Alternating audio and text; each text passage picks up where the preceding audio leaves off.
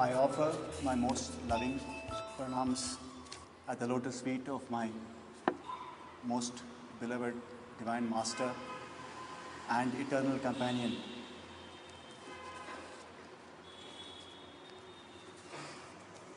Saram to all gathered here, sisters and brothers. I was asked what will be the topic of my speech, and I chose it to be SWAMI, the eternal companion. I'll explain why. The whole of humanity is part of God. But when does humanity allow God to be part of his life or her life is our choice. Not really. What I want to say is that it is not just few of us who know Bhagavan and are with him, are his. The whole world is his. And that is why he is with everybody. And sometimes out of his infinite compassion, it is God's infinite compassion which brings us to him. At least for myself, I can say, I don't think I am any great soul or any great work being done before. It is just his compassion. And I think many of us are testimonies of being nobodies who was molded by God to be somebody. So the credit goes all to SWAMI. It's nothing to do with us. And that is why I want to use the word eternal companion, because it is not that what we have done, what SWAMI is doing, continues to do even today. So like I said, God, everybody is God's property, and God chooses to draw, like all of us here, at some point in time, he's drawn us to himself. So our family's journey, or shall I say, the pull from SWAMI came sometime in 1949. Normally, people come to God with problems, some unfulfilled requirement, and you feel they turn to God. Actually, honestly, our family had no spiritual inclination, not even any religious, puja or all this is a habit. My grandfather was serving in the government of India. He was in Delhi. My grandmother and my mother and her younger sister were there. I don't know how many of you know of two singers, B.V. Raman and B.V. Lakshmanan, who were the Asthana Vidwans of the Venkatagiri royal household, and who have also had the privilege of singing with Bhagavan many a time. It so happened that one of the brothers, the twins, B.V. Lakshmanan, was staying in Delhi, and he was staying in our house. He was teaching my mother music, and he was working in the All India Radio in Delhi. It so happened that a postcard written by his brother Raman after a visit to Puttaparthi to Lakshmanan was picked up, not correctly, ill-manneredly so, by my mother, who read the whole postcard, not addressed to her or any of the family, but to Mr. Lakshmanan. And she told my grandmother, this is what's written in this postcard. It seems intriguing. My mother was a young girl of about 10 years of age at that time.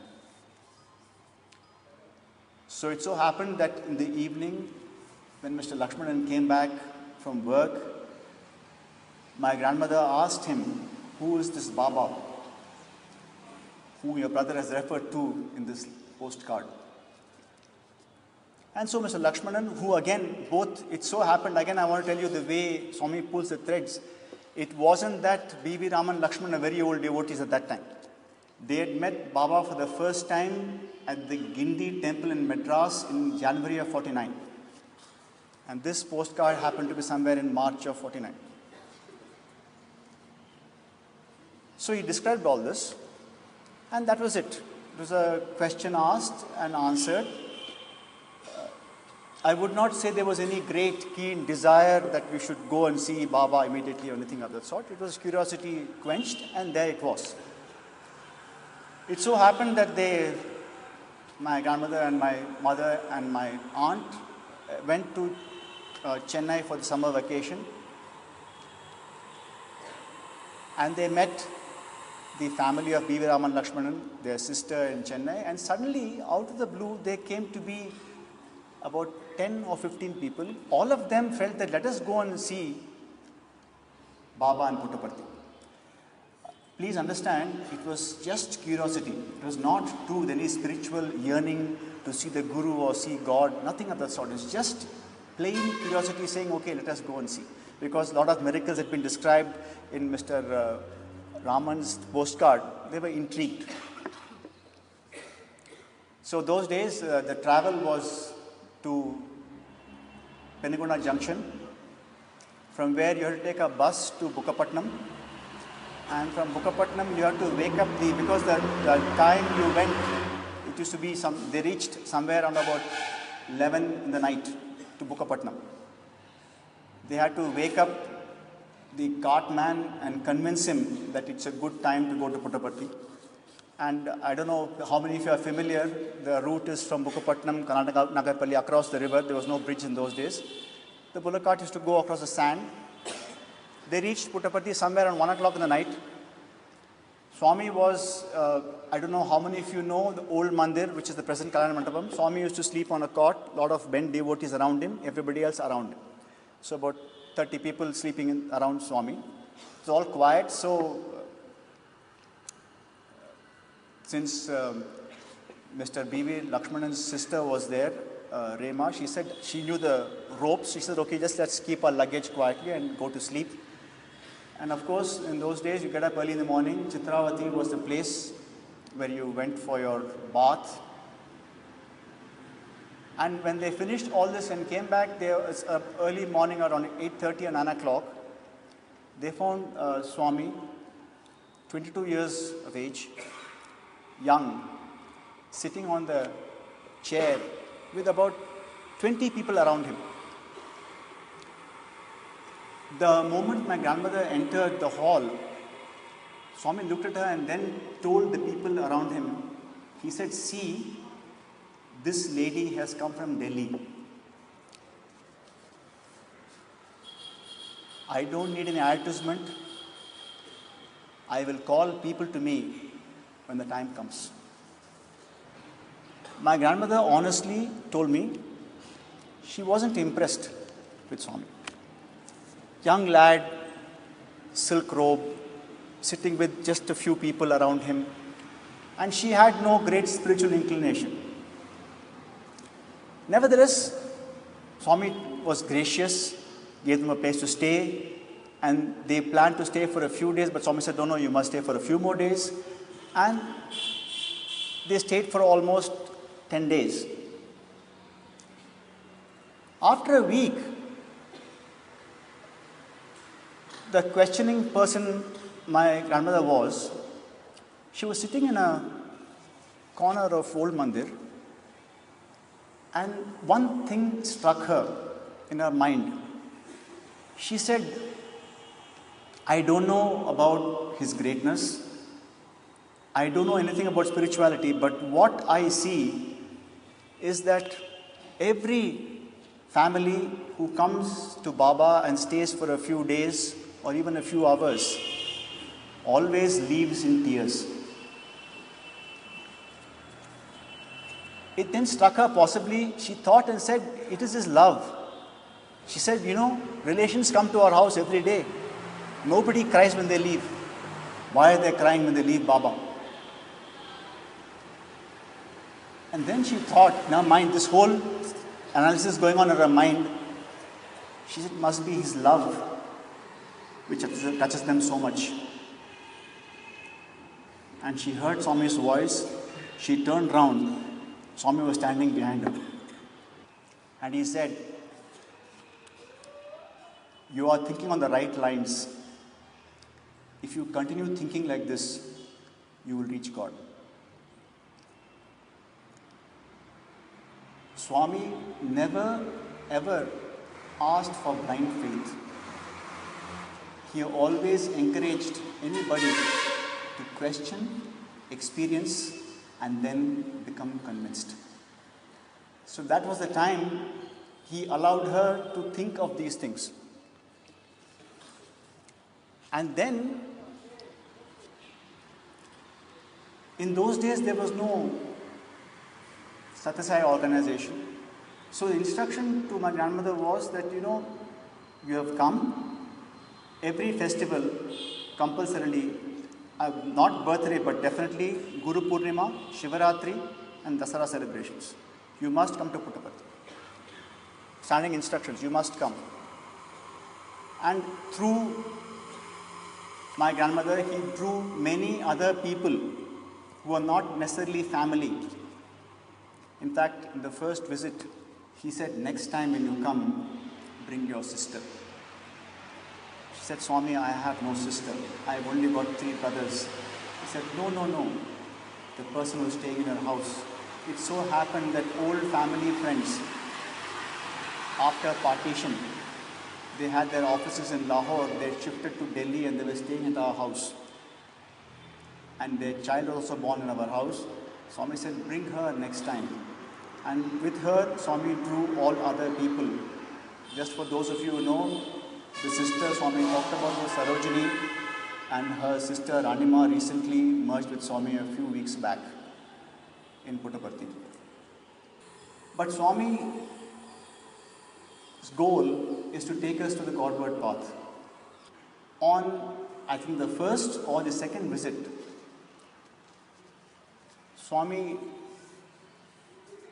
told my grandmother, there is a very good devotee of mine called Mamita.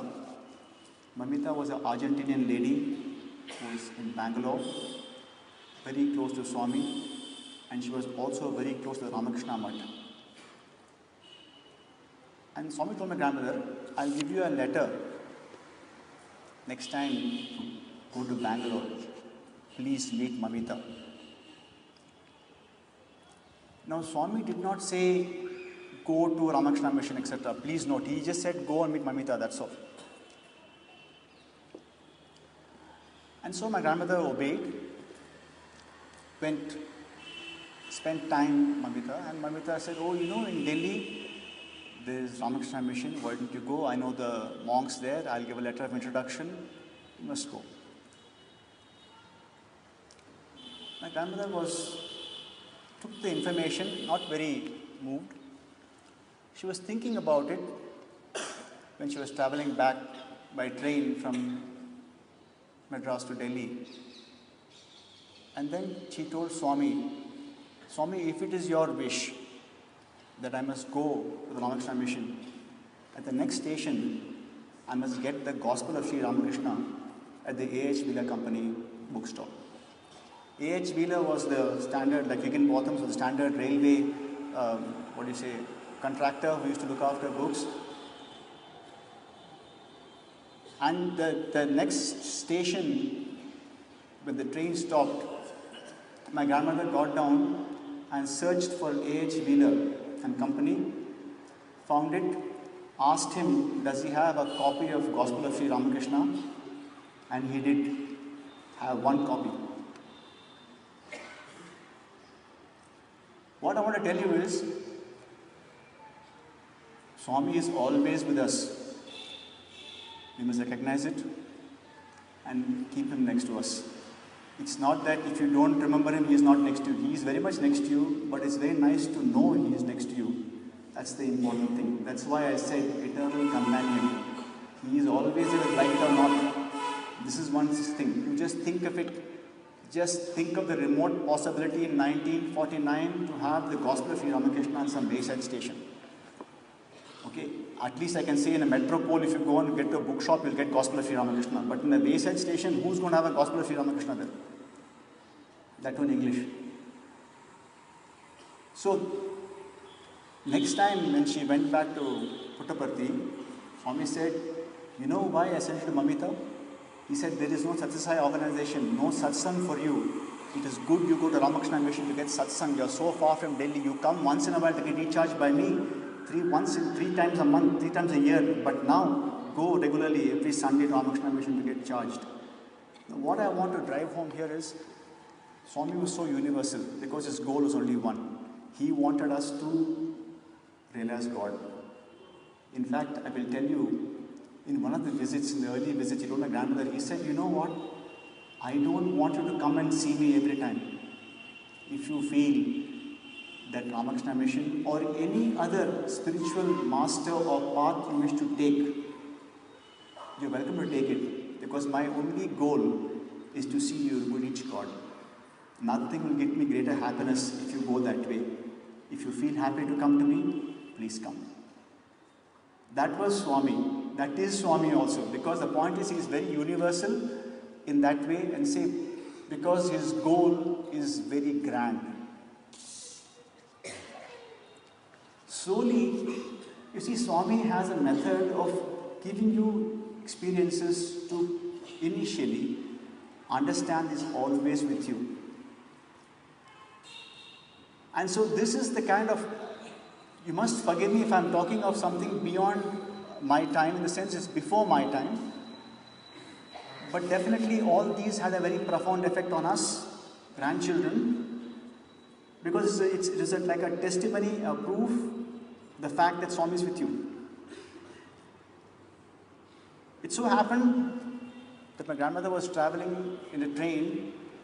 I don't know how many of you know, younger generation, that the old first class compartment was a separate compartment, in the sense it had 4 berths, it had a separate bathroom extra and a door. So there were only 4 berths and the door opened to the platform. So there's not like a vestibule, corridor, etc. going across. It so happened that she was traveling alone, and there was only one other gentleman occupant in that compartment. So she was apprehensive, first of all, that she was traveling alone with another gentleman. It also happened that slowly, every station, the gentleman used to get the bearer to get him some alcoholic beverage, and he was having it throughout the evening. By nature, my grandmother is a very nervous person, and she did not know what to do. The only thing she knew was she prayed to Swami and said, Swami, what do I do? I want some kind of assurance that you're with me. And she told me, throughout the night, when she slept, in the opposite window, she could see a profile of Swami there every time. And she said, even when she got up, anytime, Swami was there. And she said, throughout the night, Swami was there. Just to prove that a simple prayer like that, not that he is not there, he is there. Even today, he is there. He is sitting in the chair and watching. But how many of you are sensitive enough to perceive that and believe it? One more thing is, we were all of us are very privileged that God chose to be our Guru. I think it is very important to understand.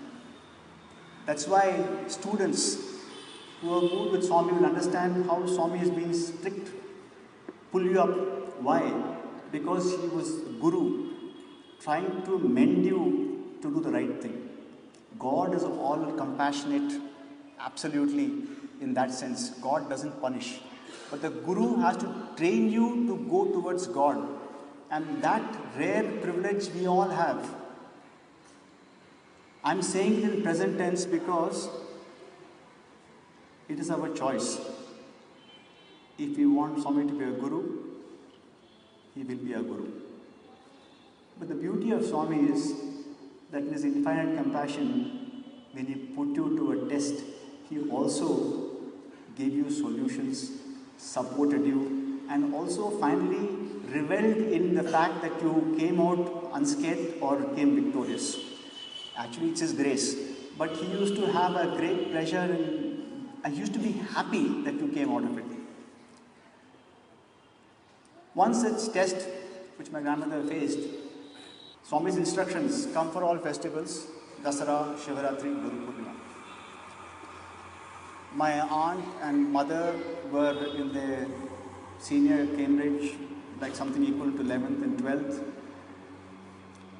And their exams were just about a few weeks away. Dasara happened to be there. And nobody was at home to look after them, that to Delhi with male servants in the house.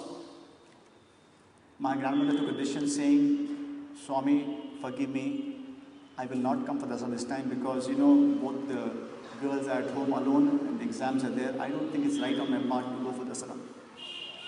Swami hears everything, knows everything. He helps you obey him. She went to sleep that night, and early in the morning, she had a very vivid dream. She found Swami standing next to her, and it was a beach and ocean. And there was also, next to in the beach, there was a small 4-foot pool for children to learn swimming. Then Swami asked my grandmother, he said, will you allow your children to learn swimming in that 4-foot pool? She said, Swami, yes, I will allow them. Then she said, Swami, even I want to learn swimming. He said, you want to learn swimming? But you're already in the ocean. And the dream ended. She didn't understand what it was. She went to the shrine, lit the lamp, and sat down to meditate. It then struck her that Swami was trying to tell her, saying, these children will eventually have to go onto the wide ocean outside. And they are now in a very protected environment. You yourself, you want to learn to swim, you are already in the ocean of samsara. You are floundering there and you want to learn to swim. Basically saying, why are you worried? Leave it to me.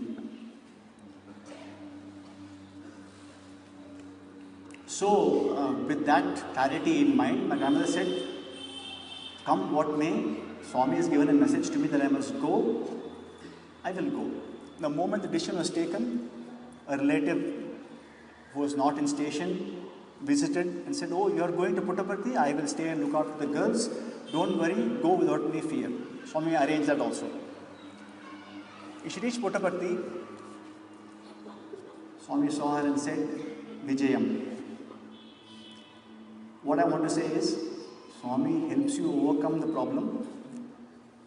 Pass the test, also acknowledges that you passed it well. In life, so many such tests come, and they're all, Swami used to say, tests are my tastes, used to joke with the students. I think it's just that. In fact, sometimes I feel, if life is too smooth, we'll not even remember Swami. The moment you have a problem, the first thing your mind goes to is, Swami, what's... So, like Swami used to say, Draupadi used to tell Krishna that, may I have more and more problems, so I remember you. It's like that. So, obviously, because of this call of my family, I have been associated with Swami from my childhood. But that doesn't mean that I had a yearning to be a student of his institution. It will be surprising to you, but I did not have that yearning at all. I saw Swami throughout my childhood, either in Brindavan, Whitefield, old Bangalore, or he used to come to Chennai every summer. When he used to come from Delhi, we used to see them, Swami in Mr. Venkataramani's house, Swami used to stay. So every summer I used to see Swami that time. In fact, the first visit to Puttaparthi itself was for me in 1975. Before that, I saw Swami always outside Puttaparthi.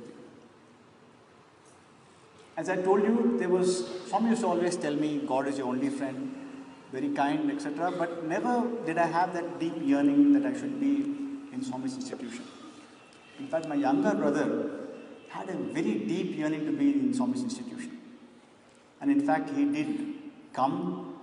write the entrance exam, got selected for his bachelor's in chemistry.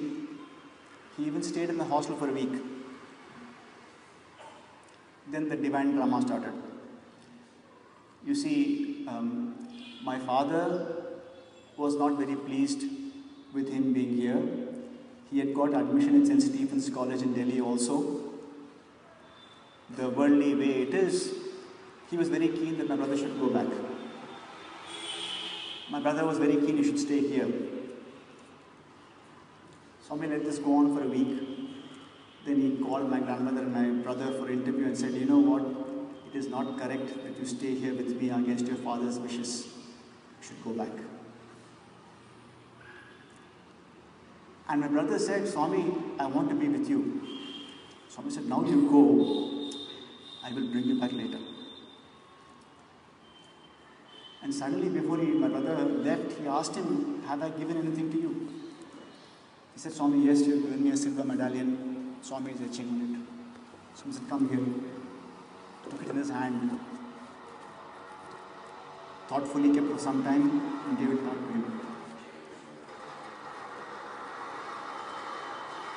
My brother was in St. Stephen's for 3 years, and St. Stephen's is only undergraduate, so master's is done in the University of Delhi.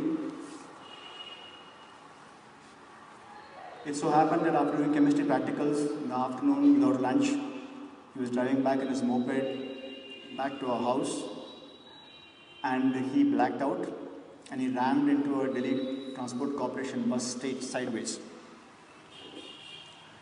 We didn't know what happened because somebody called looking at the identity card of his, he didn't even have his own identity card. He had his classmate library card, and that had the classmate's house phone number. And we got a message that this is what happened. We traced him, and we did not know where he had gone, which hospital he had gone to, no idea. We searched and found him eventually. By Swami's grace, he was quite okay. And then my brother told me, he said, you know, the chain Swami has given me is not with me now. Please go and get it. I said, where? He said, you know, go back to the site of the accident. I'm sure it must have fallen somewhere. Please go and get it. So I went back to the site of the accident. I found that they had already taken the motorcycle away to the police station. So I went to Tilakmarg police station and said, you know what? I'm the brother of the person who got injured. I would like to see the motorcycle. Seeing that, I mean, I understand what Swami did because the motorcycle had split exactly in half. You know, where the steering, the front wheel and the handlebar, where they joined the body, it had completely come apart. This was separate, that's separate. And wound around the engine block was the chain which Swami had given him, broken, but intact in the sense the medallion was still there. I took it out and I took it back to my brother. And we had, Swami knows everything, but in our human way, I'll tell you why. Human way, we always like to inform him. You may ask me why do you want to inform me. I don't know how many of you know, Swami used to write letters.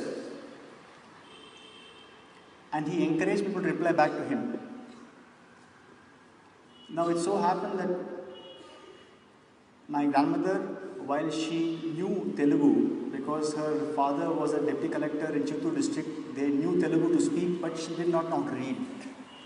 Swami used to write his letters in English script in Telugu. So, while understanding reading the English, he'll know what Swami is saying in Telugu and read the letters. So that, I'm trying to explain why there's a physical need to inform through somebody saying, Swami, this happened, because that was the relationship Swami built in the beginning itself. He used to write, we used to write back. So my grandmother called up Puttaparthi and told Kasturi Garu, please tell Swami, this is what has happened. So Kasturi Garu went next morning up, and before he could open his mouth, Swami said, yes, I know, Kamala Sathya's grandson has had an accident. My chain, which was in the engine block, only saved him. He gave Udh Prasad and said, send it to Delhi, he'll be okay. So that was that. He's yearning, he's finishing his MSc, not much chance of coming into the institution. Meanwhile, I finished my graduation in Vivekananda College in Chennai, and I had a very severe slipped disc, and I was hospitalized for something close to about 10 to 12 weeks with no movement.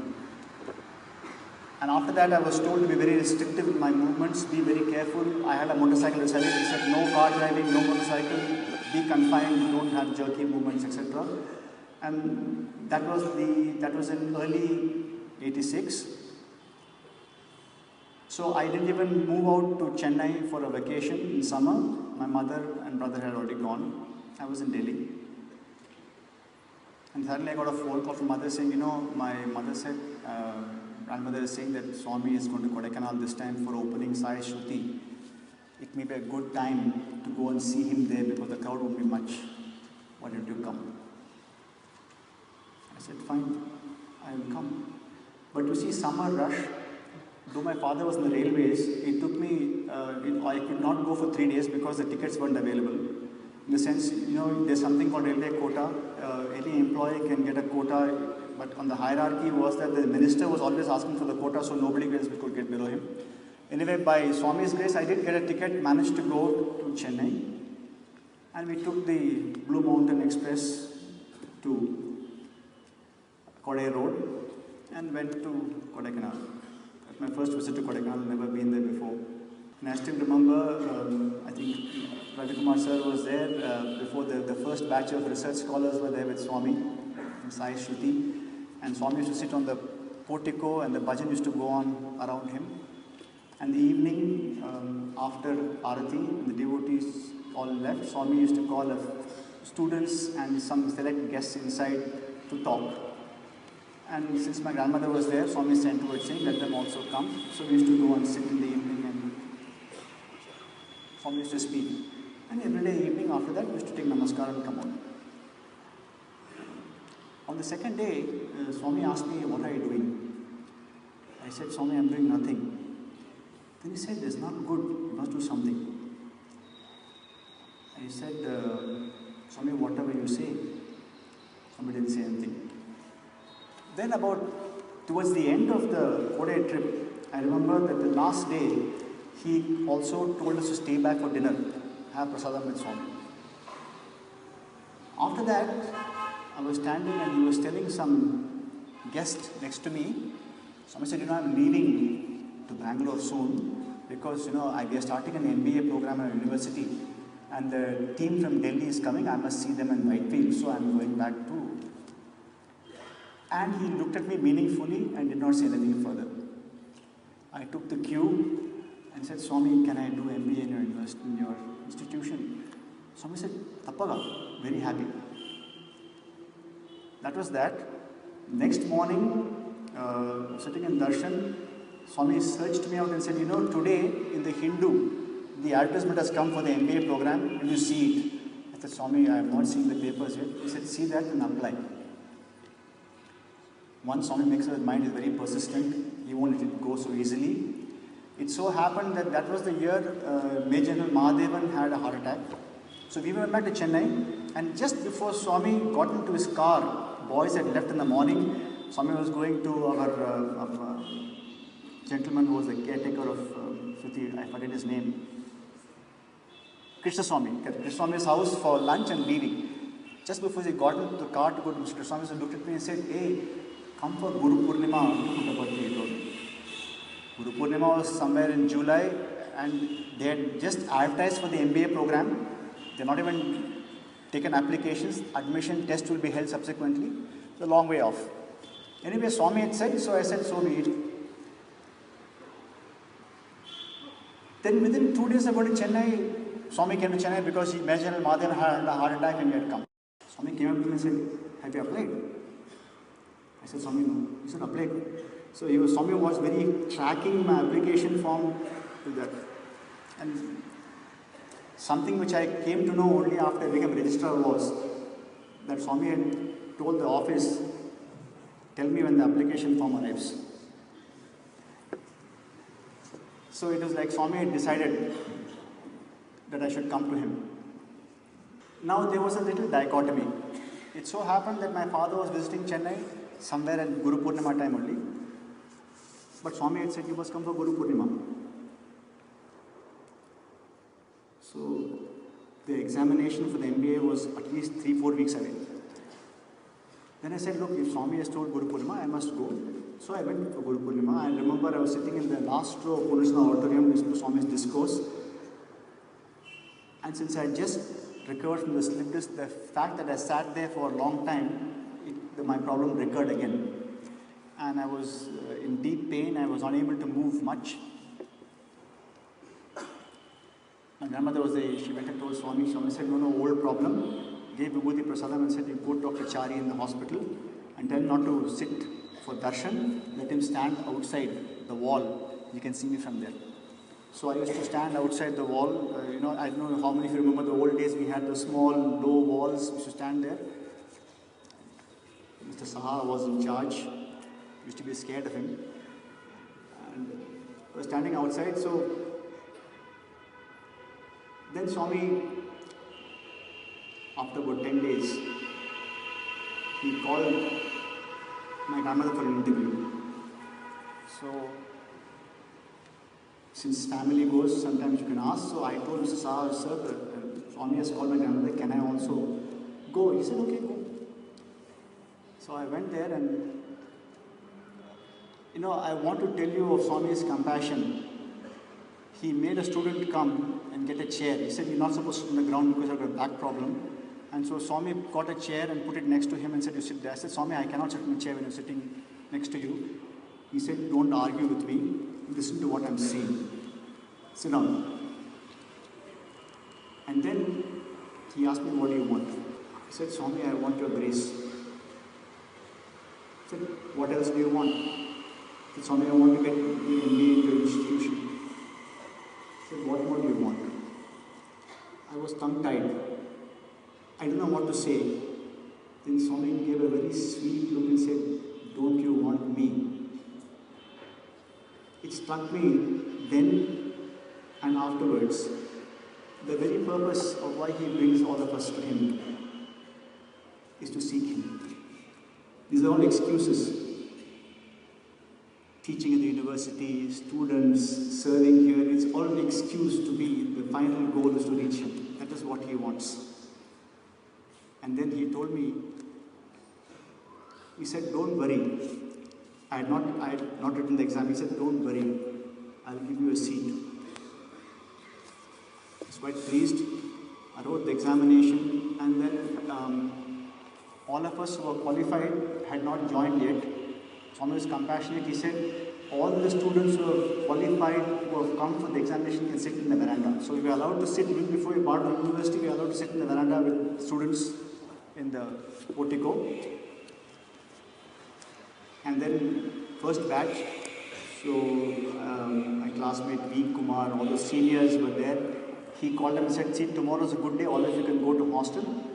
Next morning was 21st of August. Swami said, I'll come to college and inaugurate the MBA program. He said, a tractor will be sent from Mandir to take your luggage, all of you can go. In the interview, when he told me he'll give a seat, he just told me one very simple thing. He said, I know that you have never got up very early in the morning throughout your life. Now you're going to stay in my hostel. He said, for my sake, can you get up in the morning and do Suprabhatam? I mean, that was something which you cannot say no to. Even today, though I am not so loving, I think that loving method of getting the job done is something very unique to Swami. Such a touching thing, I could not say anything, and I can tell you, throughout my life in hostel, since I never liked to have a queue of people knocking on the door saying, please come out, I used to get up at 4:30 in the morning, finish everything and go to Suprabhatam.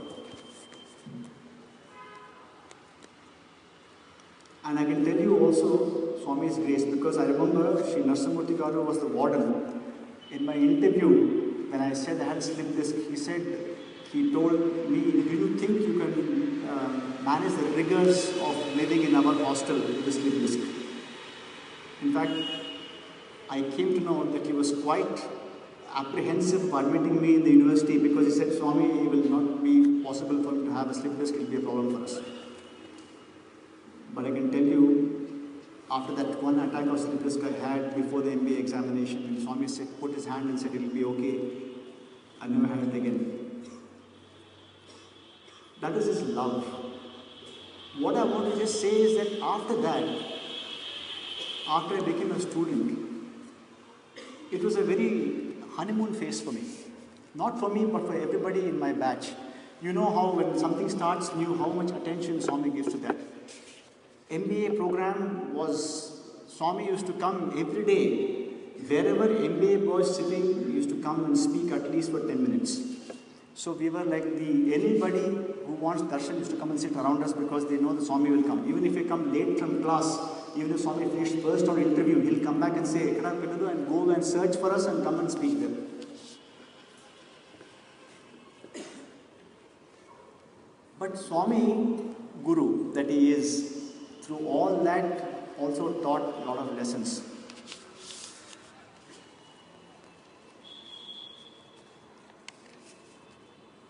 We were here for an industrial tour, which was in the month of after sports meet, January. We came to Brindavan and went to factories nearby, staying in the hostel with the students at that time. Swami was in Thrive. And after that visit, he took us all to Nagarhole sanctuary for a few days. And Swami was in Brindavan and we were staying in the hostel and we used to all go to the factories and come back in the evening. Very beautiful time, lot of attention. Just before the industrial visit got over, Swami left to Puttaparthi. Before he left, he said, when you come to Puttaparthi, I will trim your tails. It didn't strike us as to what was coming, but what came was quite unexpected because we took about a week to go from here. The moment Swami went to Puttaparthi, he spread the word that these MBA boys have betrayed me, they're not following what I'm saying. So from the best boys, we have become the worst. And Swami, to rub it in, to everybody used to come for an interview, he will talk about the MBA boys' bad behavior. So it was like not a secret, it was a public denouncement that Swami was unhappy with us. So everybody knew that Swami was unhappy with us. By the time we reached there, nobody wanted to be near us. The same people who sat with us the first year were all sitting far away because they knew if you sit there, Swami will take a huge detour and go off some other place. I don't know if Ravi Kumar sir and Sanjay Sani sir will remember that these were quite common. Swami used to get upset. And that was a method of increasing our yearning to be close to him. And finally, I don't know if the correct term to use was we used to go and Gherao Swami and beg for his forgiveness.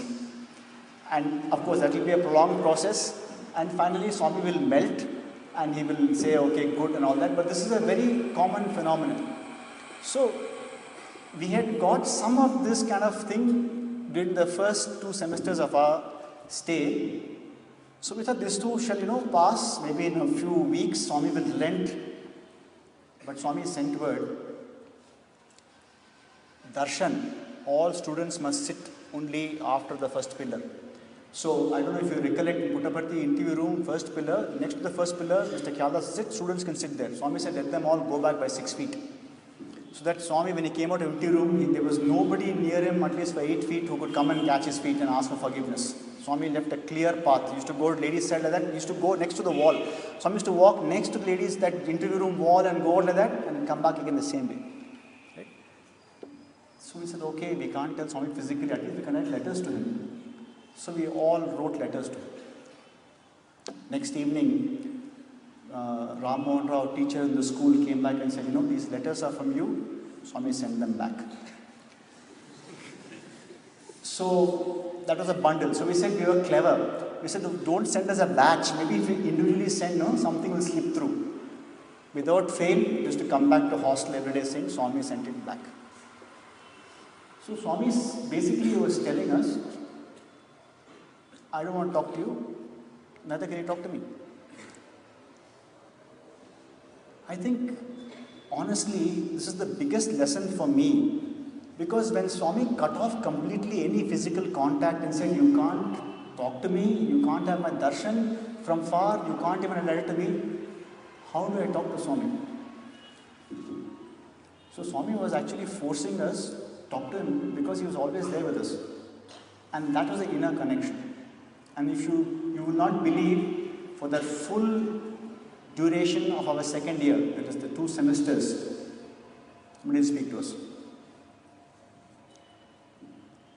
But at least we had the satisfaction of evolving in some way to know that we can contact Swami in some other fashion, not through letter, not through physical movement. And then all of our students, the full batch, decided, since Swami has not spoken to us, how can we leave after, though the exam got over in March? He said, we will wait. We will wait for Swami to tell us before we can leave. And so the whole batch, all of us together, waited for something like 3 to 4 months. Finally, Swami relented after 2-3 months, and he called Sri D.K. Narasimhan first, and then he called all of us inside and very sarcastically told D.K. Narasimhan, you know, all these are very good boys. He's very sarcastic. But finally, Swami, being who he is, the Divine Mother, melted and then gave instructions to all boys what they asked Swami, what should we do, and Swami was very graceful in telling what they should do. I didn't ask Swami, Swami didn't tell me anything. This is where the change happened. See, as I said, I came from my MBA, but I came to study my MBA. But somewhere down the line, halfway through, suddenly I felt that I would like to be part of this institution. I'd like to be a teacher here. And that slow change happened. Swami did not do anything about it, but I think he was working in his own way. So when I didn't say anything, Swami also didn't say anything. But my deep down, my desire was I should be with him. So I used to write letters to Swami and send it by registered post. It was just 5 rupees registered post. You give it to somebody, it will go to Swami. Swami used to read all letters, I know that. So this went on. And Swami used to go to my grandmother every day and say, see, his father is not happy with him being here, let him go back. Now this kind of drama went on for almost 2.5 to 3 months. And I don't know whether I should tell you, but I used to have mental fights with Swami in the night every day saying, what is that is not there in me that I cannot be close to you? I said, what is that lacking in me that I cannot be close to you? Why can't I be in your institution? And this went on for quite 2.5 months. Then finally, if Swami is so insistent that I must go, maybe my destiny is not here. If Swami is saying, day in and day out is going to my grandmother and saying, no, talk to me, saying that you should go back, his father's not happy, maybe my destiny is not here, I just cannot be here, maybe I should go. And so, since we were waiting boys, hardly 30 of us would sit just at the foot of Swami's throne for bhajan in the morning. So I mentally told Swami, he was sitting in front of me, I told him, Swami, since you are so insistent that I cannot be here, maybe it is your will. Today I will go to control of examinations and seek my provisional certificate, and then I will seek your blessings, and then I will go and seek whatever the world has to offer to me. That was my decision, and we used to wait after bhajan because Swami used to go for a drive sometimes, bonus darshan. So I was sitting in the end of the veranda. If you see the veranda, that is as you enter today, I used to sit there in the corner. Swami's interview room was here. He opened the door and he came out and peeped to see where I was. So the car normally would come close to his interview room door and take him for a drive. He told Radhakrishna, if you take the car that side, he walked to the veranda and came to me. All this conversation I had at Swami is mental. Okay, I told him, Swami, I am going today, I will go and get my certificates. Swami came and asked me, what do you want? I said, Swami, you know what I want. I want to be here. But you're telling me to go away. Then Swami said, are you sure you want to be with me? I said, Swami, I want to be with you. He said, what about your father? He doesn't approve of it. I said, Swami, it doesn't matter. And then he told me one thing. He said, see, no two-horse race, only single sofa. In the heart, we have to keep Swami, only Swami. Later on, don't have a doubt saying, oh, my father's unhappy. Are you sure I want to be here? I said, Swami, I want to be here. Swami said, I'll take care of it, he said. Of course, it took another 2 months to do anything about it, but the fact was at least I had an assurance from Swami that I could stay, and Swami will do something about it. So you would imagine that after all that wait, Swami would be quite happy. So 2 years of my teaching started. It was 1990 summer course, Brindavan. We were here because we were still continuing this industrial visit. Some of our teachers were staying, we were staying in hostel, boys used to go there. Then summer course happened after that. Before the summer course, Mr. Chakravarti, Registrar of the university, came and called all the MBA boys and teachers into the room next to the warden's room. We were sitting there and he said, Swami is very upset with your boys, not being followed properly. Then suddenly he let one statement fly very casually. Swami said, why boys? Even teachers, NAREN RAMJI does not know whether you want to be here or go away. So then he just left one drop and went off. I chased after Chakravarti sir after this. I said, what's the matter? He said, no, Swami said your father has letter to him saying you should immediately go back. So Swami said you should go back. So I knew very well my father won't write letters to Swami and all that. It wouldn't happen that way. So Swami was kind of churning the pot. So immediately what I call postal sadhana started. Every day I should write a letter and give it inside Swami's bungalow. It used to go up to his room. I know it is delivered to Swami every day. And this went on throughout the summer course. And in order to see Swami, I used to choose to stand on the entry. Swami used to come from the shutter, foyer, walk up the gents' staircase and then go to stage for his giving his discourse, evening. Stand on the way, Swami used to see like that, put his head down and go away. I said, okay, I have told Swami so many times. Summer course got over, we all went back. Swami was still here. We went back to Prashantaniyam and I joined college. First day, 1st June, I started teaching again. I thought everything is all solved, everything is okay. In the evening, Professor U.S. Rao called me and I found Mr. Chakravarti waiting with him in the visitors' room. He said, I got a message from Brindavan. Swami has said that you did not come to college and teach. You can stay at home and contemplate your future. This is the words, this is the exact terms, the words I got. Message, he said, this is the word Swami said. He said, you need not come to college to teach. You can stay at home and contemplate your future. Then Professor Nanjundya called me after about 5 weeks and said, have you told Swami you want to stay here? I said, sir, every day I am writing letters to Swami. He said, no, I think you must tell Swami personally. Now, by nature, I'm a little diffident. Now to go and sit in front and then catch Swami there and tell him, Swami, I want to be here was a little bit of a... Anyway, but now instruction had come from Nanjundya Garu had told me that, so I thought, okay, there's no choice. So very reluctantly I went and sat in the first row, birthday boys. So next to that I sat in one corner there. No, Swami is upset. You are reluctant to get up and tell him anything. So I got up, Swami said, shh. So that was enough. It was enough to freeze me completely. I just gave up. So for the next 5 days, I just sat there but never even attempted to get up. I think Swami took great pity because on the 6th day he called me for an interview inside. And he said, what, you got scared? You thought Swami wouldn't talk to you? Now, if you think back, why did Swami do this? I think when all the chips are down, Swami wants to know what's the decision. Is Swami your first priority or not?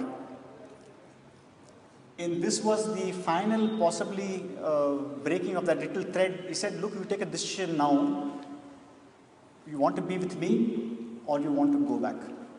I said, Swami, I don't want to go back, I want to be with you. And then he said one thing. He said, that's your decision, leave everything to me, I will take care of it. He said, do not worry about anything, but leave it to me. It's a very profound statement. Leave it to me means whatever the waves outside, dissonance, disagreements, no approval, kind of leave it aside. Just leave it to Swami. That's all. But what I want to say is, it is not that something great in me, that is Swami's compassion. You see, because it's very easy for, like I told you, when a moment I got diffident in getting up, Swami knew the picture. He said, okay, now this person, I'm going to move up somewhere, let me lend that olive branch. It's like that. Swami wants us to succeed all the time. He puts us to test also. Then, after this, as a teacher, of course, it is very fulfilling to be a teacher in Satsang instead of higher learning. I don't know how many of you are teachers in this audience who have taught outside. Nowhere else will you find students like these. Because I know how it is outside.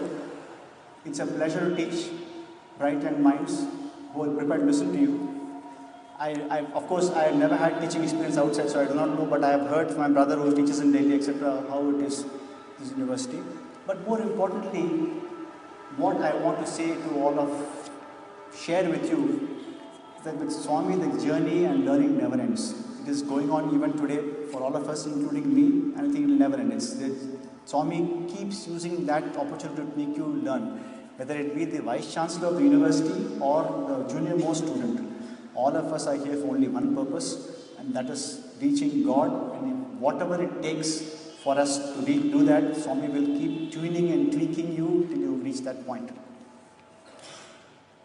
But practically speaking, the first time I was exposed to Swami's attention to detail in this magnificent way of managing things was when we had the first International Cardiac Conference. Our hospital, super specialty, was I think 1 or 2 years old, and decided to call this international cardiologist to come and see the hospital. A hospital is giving free treatment to all, and the idea was to have a conference there. And Puttaparthi at that time, I think it was close to 90 somewhere. It was not much facilities. We had to upgrade the auditorium, etc. And Swami called a few teachers and students, all of us, to be involved in that. And that is when I was, shall I say, a witness the way Swami went into details about everything. You will be surprised to know that he also went with us to the rooms the doctor is going to stay and told us how to fold the bed sheet, told us how to make the bed. And he said how to put the mineral water bottle where the glass should be kept, how the towel should be folded in the bathroom. That is the level of detail Swami went to, apart from, of course, looking at the cleanliness of the toilet, the seating area, what is the menu. I mean, this is, I think you younger generation should understand, Swami was so particular about those things. Possibly the reason was, that is why something is rubbed off on many of us here today, that we shudder to see something wrong, because I can imagine Swami's frown when something goes wrong. Even today, it's a very scary thing for me when something doesn't go smoothly, because I can just imagine Swami would have just looked there for a moment, conveying everything he wanted to say. I think one of the most, I would say, challenging tasks or duties which came to me was assuming this office in 2009. It was totally a bolt from the blue. In December 2008, Rangarajan and I were told to come to the IT center in the afternoon after lunch. IT center is where the secretary sits. And Professor G. Venkatraman, Sri S.V. Giri, Sri K. Chakravarti, Professor Vishnath Pandit were sitting on the table on the side, and they called us in one by one. This is again typical of Swami. You know what the message was? It is Swami's desire that you assume these responsibilities. Swami wants to know if you will accept. Swami didn't instruct saying you take over. And typically they said, this is what the message is. Please tell us what you want to say, because Swami will be keen to know when we meet him in the evening what you said. What can you say? When Swami has asked you to do the job, you do it.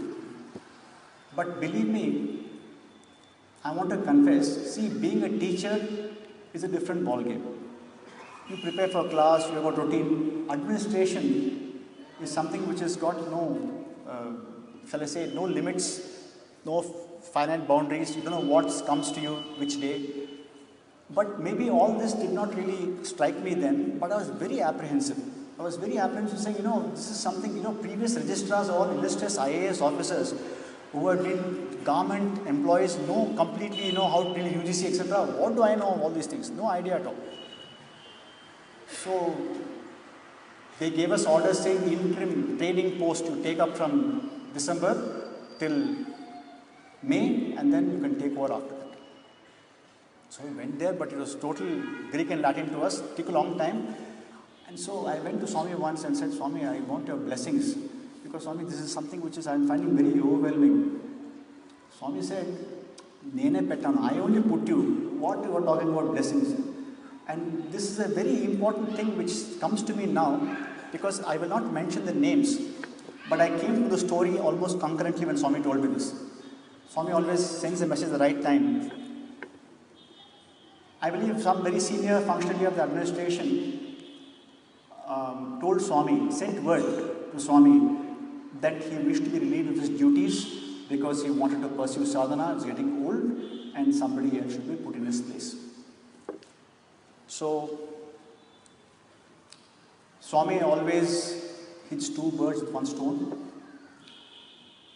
He chose another functionary of the university and said, go and tell the gentleman that Swami said this. That means the functionary of the university was carrying the message. He said, tell him that in your office, not only your work, the work of all your subordinates, even your clerk, Swami only is doing. Where is the question of the retirement? When Swami is doing the work, where is the question of you asking for retirement, he asked. I think this was a message to me saying, what do you think, as if you are carrying the burden of the world on your shoulders? It is Swami who is doing everything. And this is very true, and this is what actually I would like to convey very strongly today. And that is why I am using the word eternal companion. Swami He is with us, He is with you. If you choose to believe He is with you, He is with you. Even if you don't choose to believe, He is with you. Whether you like it or not, He is there. So, as Brother Subhash said, Swami is not, I would like to use the word, not visible to us. Don't say He is not with us. That is totally a mistake. And I am not preaching, please understand one thing, I am not so accomplished as some of my youngsters here. I am not a deeply spiritual person in that sense. But I can tell you one thing, what is the most humbling thing in my office today is, when I see the universe running this way, I know it is Swami and not me. I can tell you so many examples day to day where Swami takes care of things which are so meticulous. I can tell you, it's very common for me to see a 40-page document and my eyes will be drawn to mistakes and I'll mark them out when I'm sitting in that chair. I can tell you it is not a normal procedure. But Swami will draw my attention to it. It's not possible I speak 40 pages. Any draft when I see, my eyes will be drawn to some mistakes. It's like that. Day to day, he's like almost doing the job. That's why I said, we are sitting in the chair, that's all. Swami is running his universe and his university. There is no difference. I want to reiterate to all here, please understand, more than ever before, Swami is with us doing the job. I just want to share with you, you think this university and the students will be motivated without Swami being there? In fact, somebody told me, our sports meet, our drama, our programs, how do they go on? Who motivates them? The only reason was Swami. We used to do it for Swami's sake. What is the difference? In fact, I tell you, some elders came and told me the first sports meet, they said, you know what, Naren, don't have the sports meet because it will be a flop. For whose sake will students come and do the work? Today, none of us motivate anybody, but it goes on. I'll give you a small example. A university band, right? It has got about 50 students. And it's very normal that about 40 to 45% of the students will graduate. So in the month of June, before the convocation, you have about 40% of new students. Now you may assume that the band is always very easy because you pick up students who are musically inclined. Now here I want to tell you some limitations which will surprise you. The band uniforms are stitched. We don't stitch new ones. So we must pick up people who have inclination to being in the band, who will also fit the uniform. Not only that, Sai Sham told me that once Swami called him and said, band bagare undi, kani, you see, the order should be height-wise. The shortest person should be in front and the tallest person should be in back. Now the band has got an order of instruments, which means apart from the instrument playing, he must also be short enough to go to the uniform there. So if this is the, shall I say, the limitations you have with you, and for the last 2 years, how many of you know the band has not got 40% new students? None of you. Because we pick up people who are musically not inclined, they're interested in being in the band, they also fit the uniform. After that, they start learning how to blow. So they first take deep breath and start getting some sound out of that instrument. Then the sound should be tuneful. And then you must learn the notation of the Western classical music to play. So it starts from June, and by November 22nd, they are ready to play for the convocation. They're better by the time they come to sports meet, and then some fellows graduate again. So what I want to just, a small example I'm giving you is, this is going on for the last 2-3 years. If not Swami, who? Small example. If not Swami, who? He's always there. I'll give another example of how Swami is so considerate. This is the convocation in 29th convocation of university, where the Prime Minister of India came as chief guest.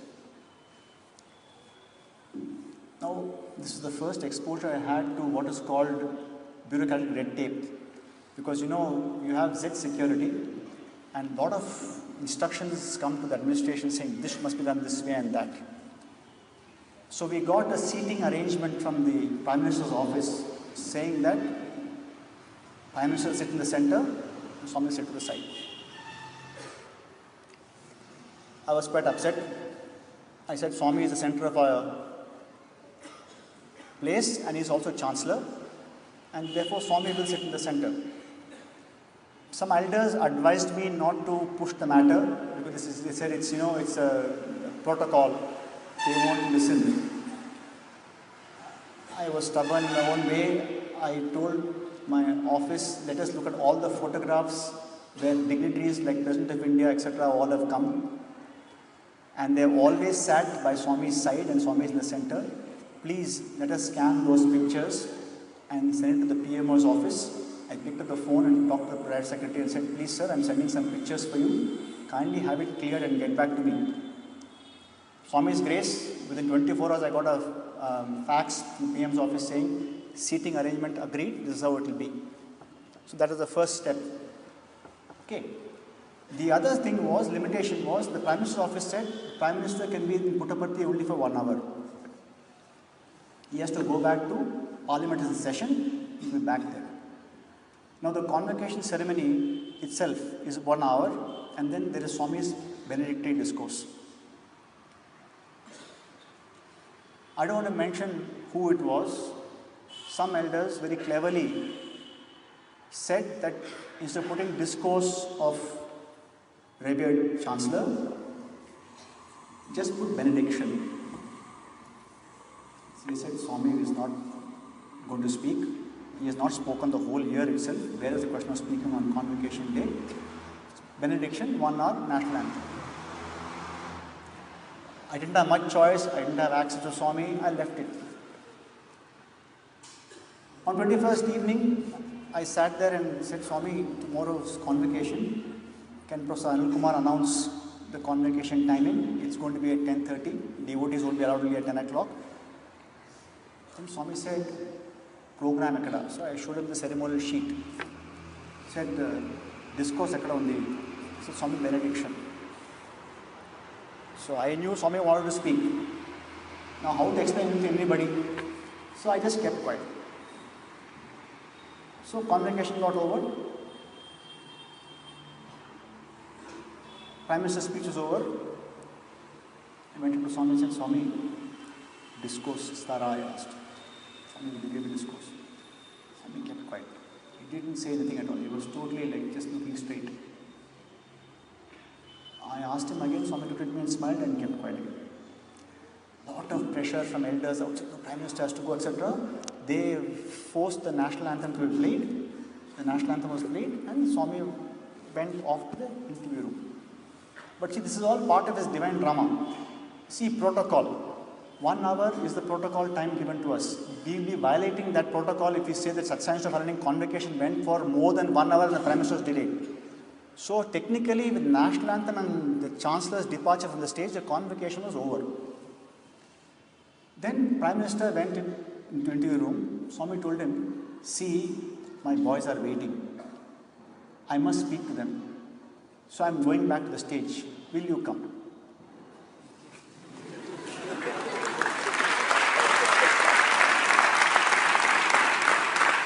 So Swami, Prime Minister said, Swami, definitely I will come. So Swami's chair came out and he went back onto the dais. The SPG was waiting near the Bhajan Hall door to tell the Prime Minister to go this way. He said, no, I am going this way. And they did not know what transpired. So Prime Minister went back and sat on the stage. Swami, you see, that's the point, true host. He told one of the boys next to him, he said, go and ask the Prime Minister how much time is there for him so I can speak accordingly. See that, what I'm saying is a lot of universities does not do that, but he was showing something. Prime Minister, gracious as he was, said, no, whatever time Baba wants to take, I will wait. Okay, so this was all that happened between the Prime Minister and Swami. Very few of, I'm talking about it post. Then you should have seen the kind of temperature rising in the back with the SPG because Prime Minister had to go back to Parliament by 4 o'clock. He had to take off from Puttaparthi at 2 o'clock. And it was already late. And they were really bombarding, and I don't know how many of you noticed, notes going to Anil Kumar sir to stop the discourse.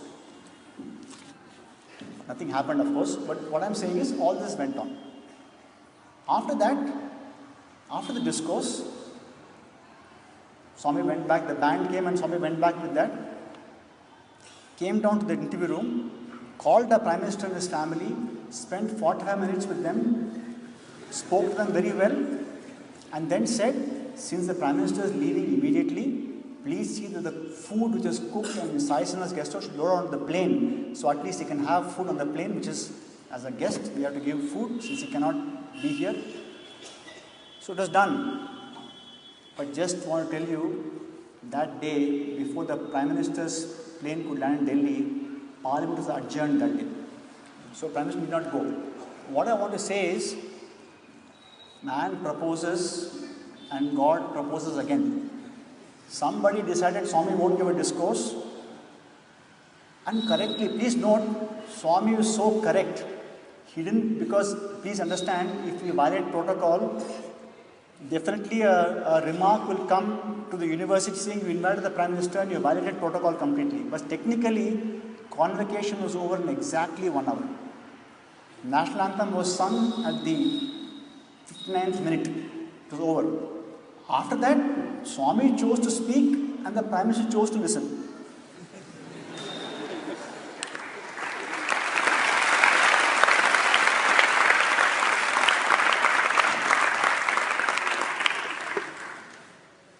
Can I take 10 minutes more? With your permission, I will take 10 minutes more because some things I want to say, I feel they are important.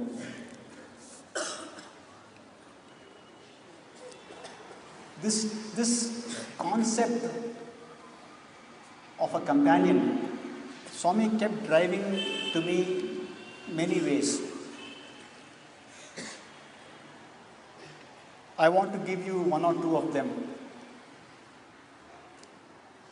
And I understand why it's so important that he did it then, because I feel it's so relevant now.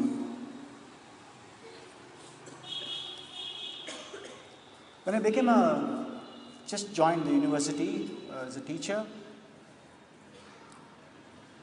some very well-meaning elder in the ashram came to me after about a few months and said, you know, Swami has given me this message which has to be given to you. I was praying and this is what I felt that Swami wanted me to tell you.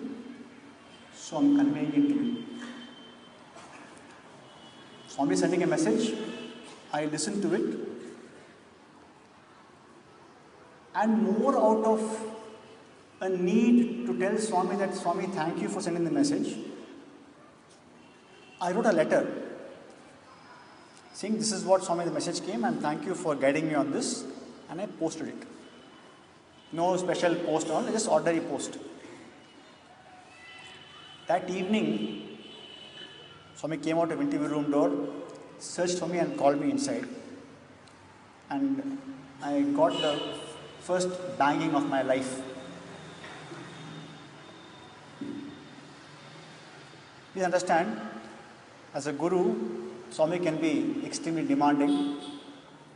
He can bring you to tears. I can remember very clearly that day I broke down because Swami was so very furious. He told me, when I am here, even if I am not here, do you mean to say I will send a message to somebody else? I will tell you directly. How I'll tell you? I have got my own methods, but you will know it's me. You don't believe anybody coming saying, I have got a message from Swami. I will tell you. And however I tell you, maybe a dream, maybe something, but you'll know it's me. I mean, that was a very, I was shaken that day, but a very strong message saying, you know, God has got no limitations.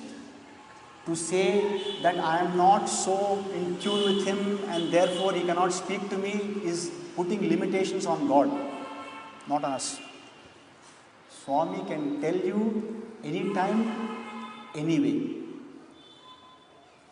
You don't have to be specially realized or something like that. It's a very important lesson.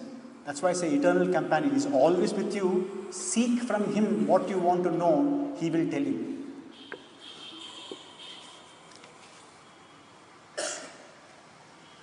The other thing which is a challenge for me is my temper. Students will tell you, Subhash will tell you. I hope I mellowed over the years, but still, I have a short temper. It was after I took over as Registrar of the university, on some issue, an elderly professor had come to me and he was not getting the point of some sensitivity and I lost my temper with him. And there ended the matter. But within 10 minutes of his leaving, I felt very miserable saying, you know, Swami has put us in this position as his students. And this is what his students are expected to do. I have let Swami down by losing my temper. I should have not done that. Whatever agreement, disagreement is there, could be in a polite fashion. Why should I lost my temper? Anyway, it went on, I did my work and I went home, I had a quick wash and I was coming out of my house to come for darshan. There's a big picture of Swami in our foyer of the building. I just looked at it and said, Swami, I'm really sorry. I said, I'm sorry, Swami, that I lost my temper. Please help me, but it should not have done because it reflects so badly on you that I lost my temper because after all, we are your students. It's a thought. I went into Mandir, we used to sit in Bhajan hall at the door. I finished darshan and came to me, called me and said, Kopam vastundi kada yes. I said, Swami, Shamichandi. He said, Paraledu. The fact that you got angry and you realized you got angry and you felt bad, is the beginning. It's okay, he said. Just want to tell you that Swami was not that something great. Swami was saying, look, I am there looking at you all the time. What you do? And it was a time when Swami used to come little late for darshan and bhajan. So bhajan used to go on for about 1.5 hours. I don't know how many of you know, bhajan is very, very dear to Swami. And just want to also possibly, with Swami's permission, burst the myth that what is most important is only feeling and not the singing. Sorry to say that Swami was very particular about both being there. You must have feeling as well as singing. You cannot have only technically good singing with no feeling. Neither can feeling compensate for bad singing. He was very particular about bhajans. In fact, I know of this because whenever Swami used to visit Chennai, my grandmother used to be the violin, used to be in charge of the bhajan group. She was scared when Swami used to come to her because she knew when Swami is coming means he is telling you bhajan bagaledu. That was the biggest dread. Students and people in Brindavan here, when Swami is sat, will know how when one beat is missed or when tune is off, Swami will just look at that person, message is conveyed. It so happened that I observed that boys were singing long and little casual. Some bhajans were going off key, sometimes they missed the beat, they forgot the words. So I just sent word to the teachers in charge and the students and said, please come to administrative building for 10 minutes. And I just spoke to them and said, please, it's very important that bhajans are very close to Swami's heart. Please do take care to practice and come. Doesn't look nice that you sing off key in Kulwant Hall where Swami is there. This happened on the evening at about 4 o'clock, right? The next day, darshan, Swami's car used to go around and used to come to ladies' side, get down, and the Swami's chair will go out to the public side. That day he took a second round. The second round he came back straight through gents' side to the veranda, so this chair was facing the bhajan hall. He got out and came inside, and Professor Lakshman Narasimhan, who was the previous registrar, was sitting next to me. He told him, Lakshman Narasimhan, he was bhajan chala bagundi kada, he said.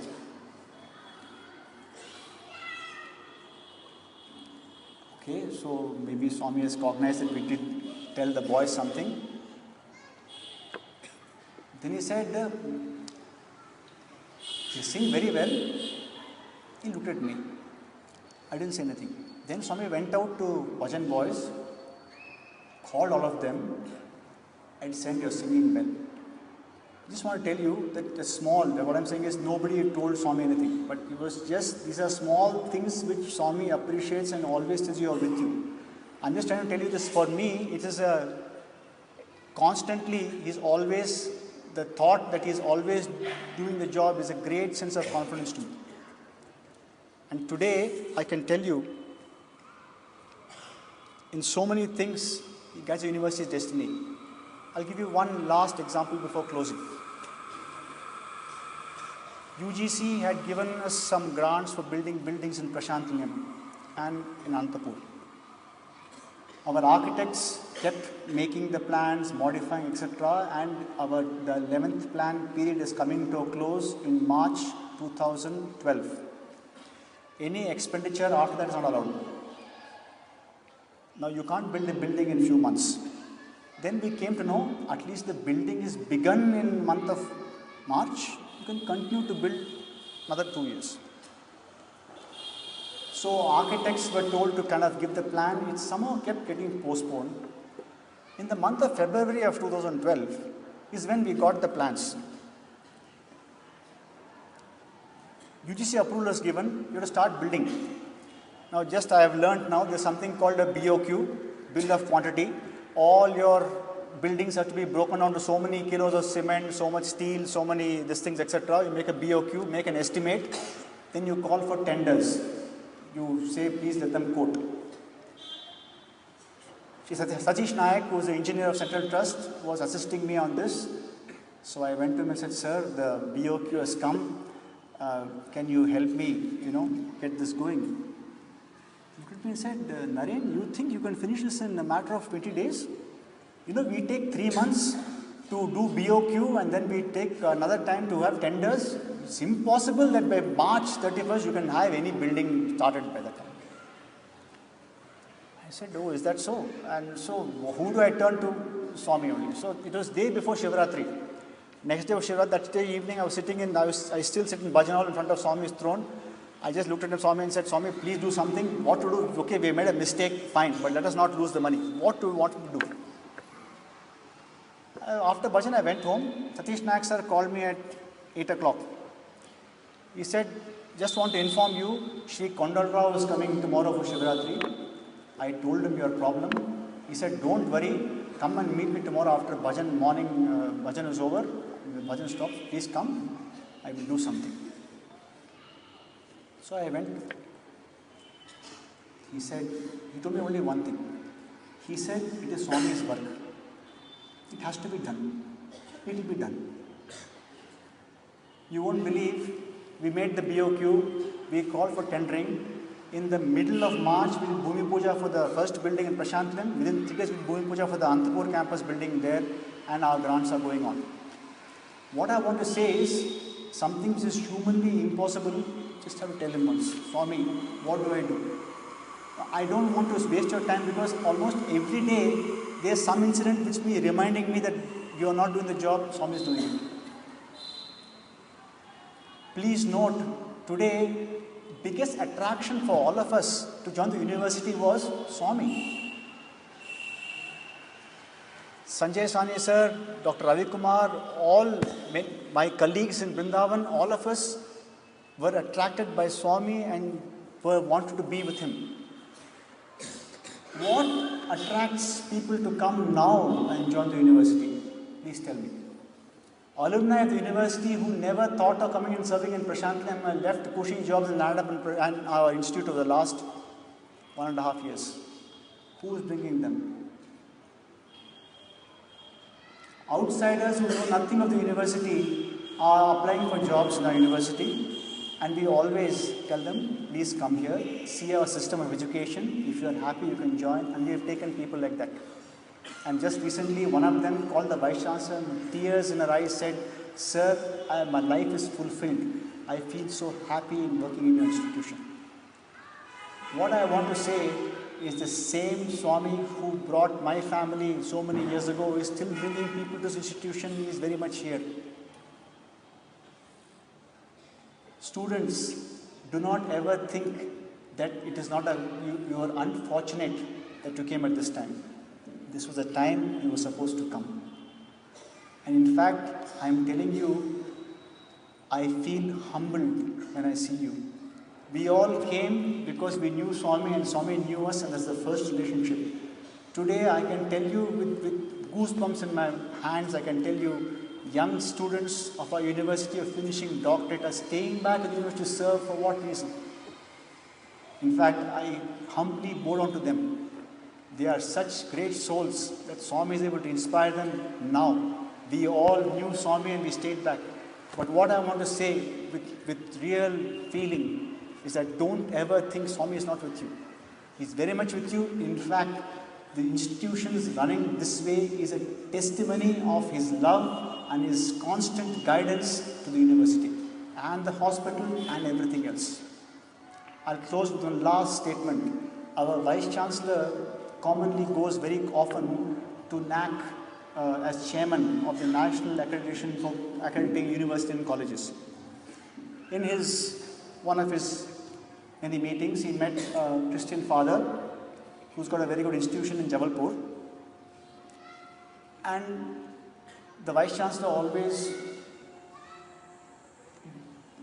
pays obeisance to Swami whenever he opens his remarks in any meeting. And so the father was intrigued, came to know about Swami, And he visited us 2 weeks ago. He felt so impelled, he said, I want to come and see this institution of Bhagwan's. Mind you, he's a Christian, doesn't believe in Swami, etc. He came to the administrative building. He came to the ashram the previous night. Then he said, I want to see your hostel. He went to hostel for a supposedly 10-minute visit and he stayed there for 1.5 hours. And then he came back and told the Vice Chancellor, Sir, this is hallowed ground. And the biggest miracle of Swami is that everything is working in such a smooth fashion, even when he is not physically available. Sometimes we get so caught up in our own lives, we don't see what is happening around us. It takes an outsider to come and tell us how good we are doing. But all that is because Swami is there and taking care of everything. I'll close with a quote of Swami, where Swami says, don't walk in front of me, for I will not follow you. Don't walk behind me, I will not lead you. Still, walk beside me. That is what I want to say. Keep Swami as the eternal companion. Om Shri Sai Ram.